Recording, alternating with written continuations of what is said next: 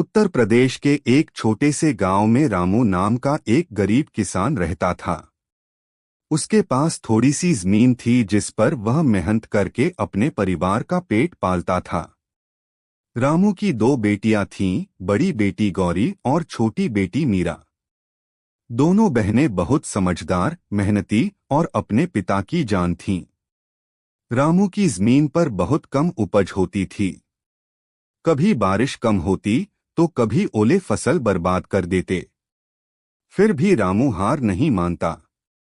उसकी बेटियां हर दिन उसके साथ खेत में मदद करती, कभी हल चलाती, कभी बीज बोती, कभी मवेशियों की देखभाल करती। गौरी 16 साल की थी और मीरा 14 साल की।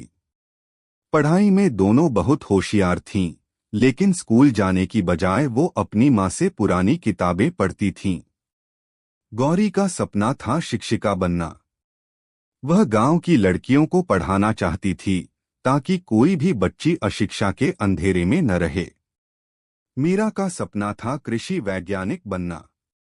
वह चाहती थी कि किसानों की जिंदगी बेहतर हो, उन्हें नई तकनीकों से जोड़ सके।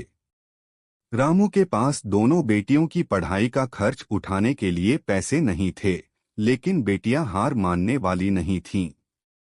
उन्होंने गांव में बच्चों को ट्यूशन देना शुरू किया और खुद भी पढ़ाई करती रहीं। एक दिन गांव में एक एनजीओ आया जिसने गरीब बच्चों के लिए स्कॉलरशिप का ऐलान किया। शर्त थी, लिखित परीक्षा और इंटरव्यू पास करना होगा।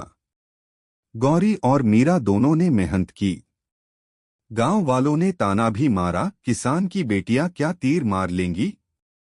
परीक्षा का दिन आया। दोनों बहनों ने गांव से 20 किलोमीटर दूर जाकर परीक्षा दी। कुछ हफ्तों बाद परिणाम आया। गौरी को स्कॉलरशिप मिल गई, लेकिन मीरा का नाम नहीं था। मीरा ने मुस्कुराते हुए कहा, अब तू पढ़ दीदी, मेरी बारी भी आएगी। गौरी शहर गई और एक मिशन पर लग गई। पढ़ाई के साथ साथ गांव की लड़कियों को ऑनलाइन पढ़ाने लगी। गांव में उसका नाम हो गया। मीरा ने भी खेती में नए प्रयोग शुरू किए, मिट्टी की जांच, ड्रिप सिंचाई, जैविक खाद का इस्तेमाल। एक साल बाद मीरा ने फिर स्कॉलरशिप के लिए आवेदन किया। इस बार उसे भी एक प्रतिष्ठित कृषि कॉलेज में दाखिला मिला। 5 साल बाद गांव में एक बड़ा कार्यक्रम हुआ। मंच पर दो लड़कियां थीं, एक शिक्षिका गौरी और एक कृषि वैज्ञानिक मीरा। दोनों ने अपने गांव के नाम को रोशन किया। रामू की आंखों में